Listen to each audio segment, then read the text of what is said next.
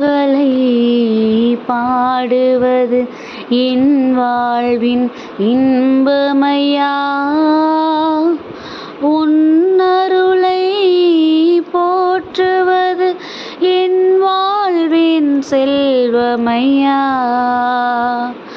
உன் புகழை பாடுவது என் வாழ்வின் இன்பமையா. உன்னருளை போற்றுவது என் வாழ்வின் செல்வமையா.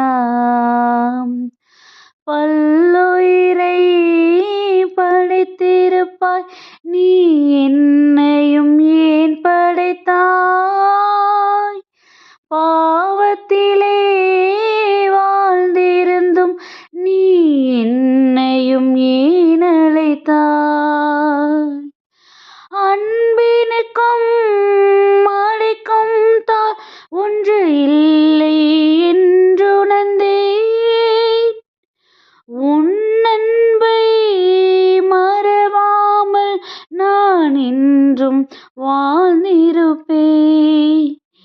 நான் என்றும் வாழ்ந்திருப்பேன்.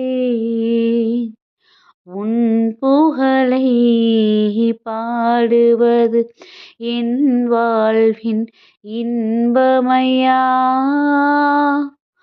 உன்னருளை போற்றுவது என் வாழ்வின் செல்வமையா. ஹாய் குட்டீஸ், எல்லோரும் எப்படி இருக்கிறீங்க? நல்லா இருக்கீங்களா? ஹாப்பியாக இருக்கீங்களா குட்டீஸ்? நம்ம என்ன பண்ணாலும் கூட சரி பரவாயில்ல விடு, நீ என் பிள்ளை, நான் உன்னை அக்செப்ட் பண்ணிக்கிறேன்னு நம்மளை எப்பயும் அரவணைச்சு பாதுகாத்து வழிநடத்திட்டு இருக்கிற ஏசப்பா நம்ம கூட இருக்கிறேன்னு இன்றைக்கும் கூட இந்த அருமையான பாடல் வழியாக நமக்கு என்ன பண்ணியிருக்காங்க, வெளிப்படுத்தியிருக்கிறாங்க. ஸோ அவர் நம்ம கூட இருக்கும்போது நம்ம எதற்காகவும் சோர்ந்து போகக்கூடாது. எந்த சூழ்நிலையை கண்டும் நம்ம பயந்து நம்ம என்ன பண்ணிடக்கூடாது, நம்ம அவருக்கு விரோதமான காரியங்களில் விழுந்துடக்கூடாது குட்டீஸ். அவர் நம்ம இடத்துல இருந்து எதிர்பார்க்கறது ஒன்று தான், நான் உனக்கு எப்பயும் உன் கூட இருப்பேன், நான் உன் எல்லா சூழ்நிலையும் உன்னை நான் பாதுகாத்து பலப்படுத்தி நான் வழிநடத்தி நான் கூட்டு போயிட்டு தான் இருக்கிறேன். நீ அதை என்ன பண்ணு, நீ ஜஸ்ட்டு உன்னோட இருதயத்தில் அதை நீ உணர ஆரம்பி அப்படின்னு நம்மளை பார்த்து சொல்கிறாங்க குட்டீஸ்.